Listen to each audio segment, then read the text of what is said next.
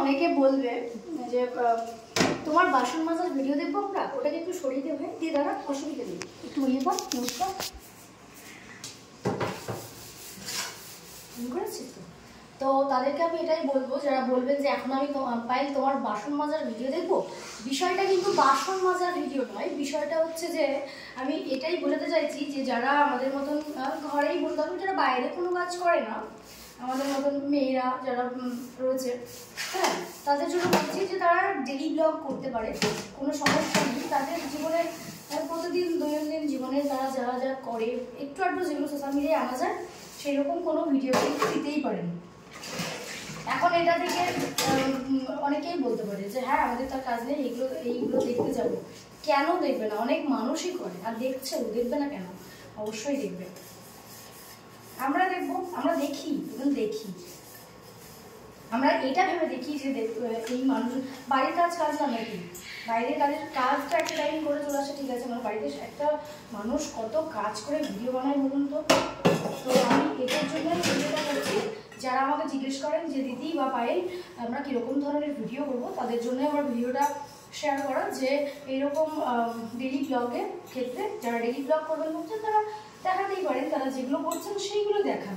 তবে হ্যাঁ, যতটুকু সোশ্যাল মিডিয়ায় আনা উচিত ঠিক ততটুকু।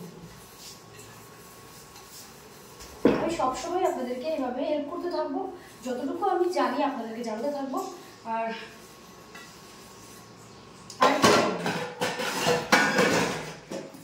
এই যে আমি এখন বাসন ধুচ্ছি, এটা তো আর ভিডিও করার জন্য নয়, এটা করছিলাম বলেই দেখাচ্ছি। বহরমপুরে এসেছি আজকে অনেক দিন পর এসেছি। তো এসে প্রথমেই আমার চোখ জ্বালার বাসনগুলোর দিকে বেসিনের মধ্যে যে বাসনগুলো পড়ে রয়েছে, কারণ এখানে শুভ তো এখন একা থাকে। এবার কি হচ্ছে, একা থাকে যেহেতু, আর ও কাজের পর এগুলো করার খুব একটা সময় হয় না। আর আজকে ও যেটা হয় বাসন ধুয়ে নেয় একেবারে, তো কয়েকটা জায়গায় কাজের প্রেশার থাকলে এবার হয়নি, রেখে বেরিয়ে গেছে কাজের জন্য, দিয়ে একগুচ্ছে হয়ে গেছে। বহরমপুর কতদিন পরে আসলি? অনেক দিন, 16 দিন পর এসেছি আজকে, আর প্রায় 16 দিন পর বহরমপুর এলাম। 16 দিন পরে তোর সাথে আমার দেখা। হ্যাঁ, আর অনেকে যারা ভাবেন যে আমরা প্রত্যেক দিন হয়তো বহরমপুরে আসি, ব্যাপারটা তা নয়। কিন্তু আমি একদিন ভিডিও করি, তারপরে আস্তে আস্তে সেগুলোকে আপলোড দিতে থাকি, তো দেখে মনে হয় যেন প্রত্যেক দিনই হয়তো বহরমপুরে আসি। এলেও কোনো ক্ষতি নেই, কিন্তু আসার সময় আমার হয় না, বা শুভরও হয় না, কারণ ওর প্রফেশনটা আলাদা, ও নিজে কিছু কাজ করে। শুধুমাত্র আমাদের ভিডিও হিসেবে পড়ে থাকলে সময় দিলে তো আর হয় না, সব দিকটাই দেখতে হয়। ওর নিজস্ব কিছু কাজ আছে, আমি আমার মতো কাজ করি, ও ওর মতো কাজ করে, দুজনের উপর কোনো অবজেকশন নেই।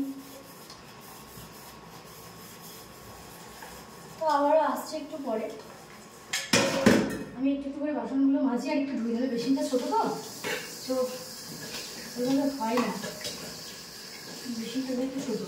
আর হ্যাঁ, ক্যামেরার পেছনে রয়েছে রিমি। অনেকেই ভাবে যে একাই আসে, কিন্তু একা আসি না। তাদের উদ্দেশ্যে বলা,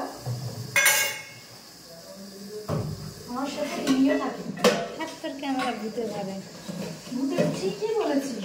অনেক মানুষ আমাদের, তাদের কিছু বলার নেই।